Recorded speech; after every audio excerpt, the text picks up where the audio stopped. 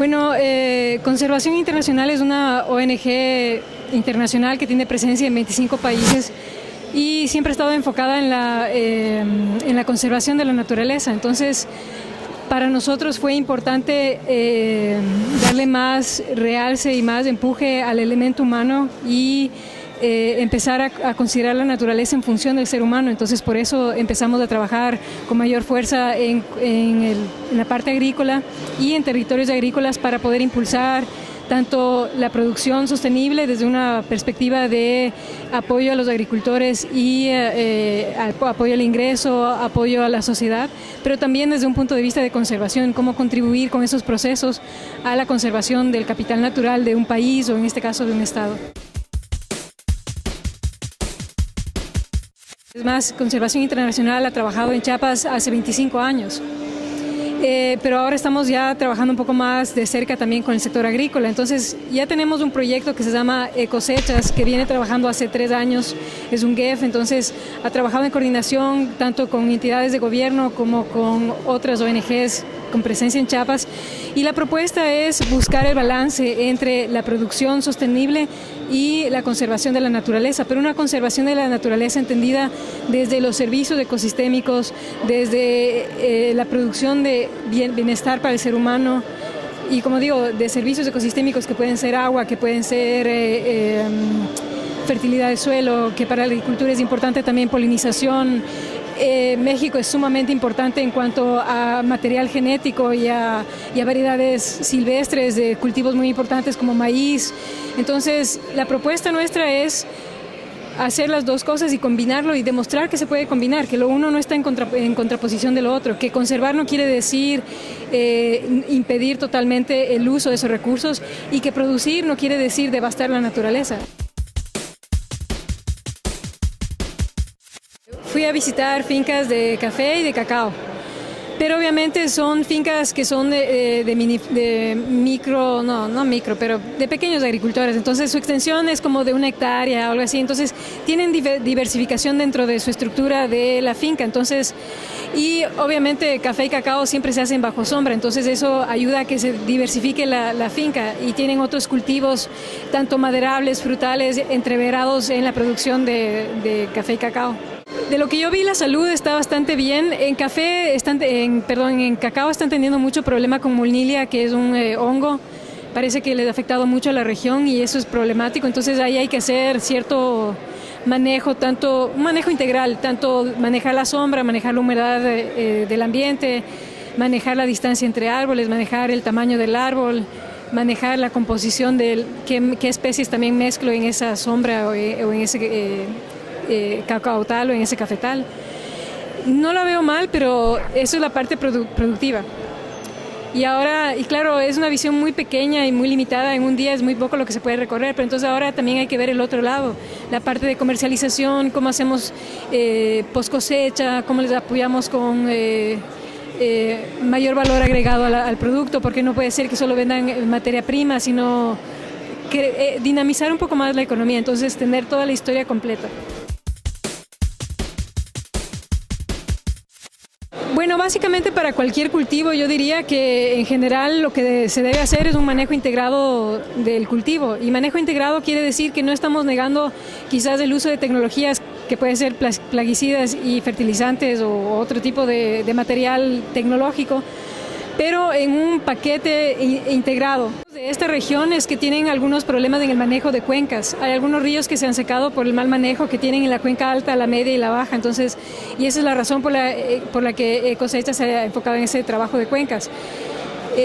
Eso significa, o sea, el que se seque un río significa que no hay agua, y agua es básicamente la base de la vida. Entonces, para mí sería muy complicado. Además, a nivel de gobierno en sí, ya como todo México, yo sé que el gobierno está muy interesado en desarrollar las estadísticas y la cuenta de agua para integrarla dentro de su sistema estadístico económico, porque el agua es un factor muy interesante para México, porque hay ciertas áreas de México que son muy secas.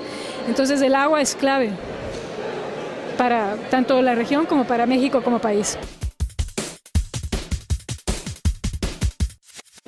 También tienen, bueno, roya y broca, pero de lo que sé es que están cambiando las variedades que están utilizando los agricultores a variedades un poco más resistentes y también están intentando manejar, por ejemplo, qué especies incorporan dentro del cafetal, cómo manejan la sombra. El manejo de roya es un poco...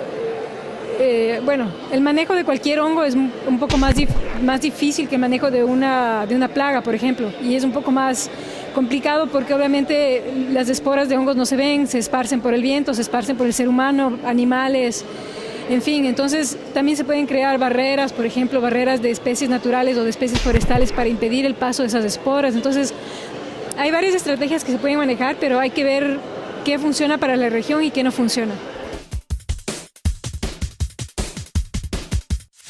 Por lo menos desde el punto de vista de cambio climático, para mí es bastante serio. Es un problema que podría llegar a tener un impacto más allá de lo que hemos experimentado, por lo menos en el tiempo que llevamos como humanidad y como sociedades. Estamos enfrentando algo nuevo, algo que es insólito y nunca antes visto. Bueno, y aunado a eso, no solo eso, sino también tenemos un crecimiento mucho más acelerado de la población. Entonces, para el 2050 tenemos que casi más que duplicar la producción agrícola. Entonces, tenemos esos dos retos, por un lado deterioro ambiental y por el otro un crecimiento poblacional altísimo, que nunca antes hemos tenido tanta gente en el planeta. Entonces, el equilibrio, ¿dónde está el equilibrio? ¿Cómo buscamos ese balance y cómo logramos alimentar a la gente y realmente contribuir a eso y hacer que la naturaleza esté en función del ser humano? Bueno, obviamente el deterioro ecológico y de la naturaleza no es solamente algo exclusivo de Chiapas, es a nivel mundial. Entonces, a nivel mundial es algo muy serio. Ya sobrepasamos los 400 partes por millón de concentración de CO2 en el ambiente, entonces en la atmósfera. Y eso indica que vamos hacia un proceso que puede ser de degradación de la naturaleza más acelerado.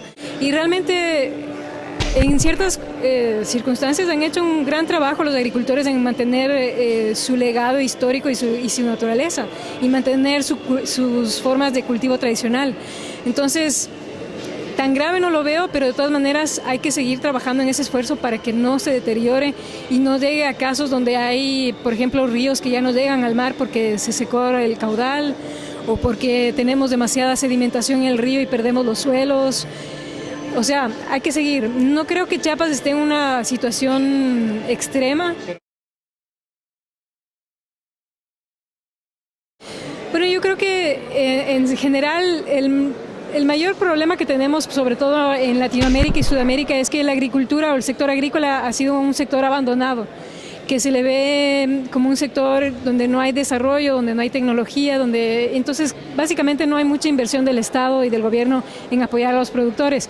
Y el apoyo no llega a los pequeños productores, sino siempre está enfocado y concentrado en los productores más grandes, los agroindustriales. Eso es un problema porque en general quien produce el alimento que se consume localmente dentro de un país generalmente proviene de los pequeños agricultores. Eso por un lado, además que la agricultura tiene mucha capacidad para generar trabajo, para reducir pobreza, entonces es un sector estratégico pero abandonado al mismo tiempo. Y también existe esta dicotomía que es, si es que tengo que hacer agricultura no puedo tener conservación y tengo que tumbarme el bosque. Esto no es así, entonces hay que entender que puede haber un balance y eso es lo que queremos demostrar, que existe un balance y que no son antagónicos, los esfuerzos de conservación no son antagónicos con la producción agrícola, sino que deberían estar siendo vistos como algo conjunto, que van de la mano. Pues nada, que muchas gracias por la invitación, que me gusta mucho México y que es mi primera vez aquí y que realmente me siento muy bien y me siento como si estuviera en casa porque no hay mucha diferencia culturalmente entre nuestros pueblos y eso es lo interesante y lo bonito de poder compartir experiencias de Latinoamérica y Sudamérica y traerlas hacia acá.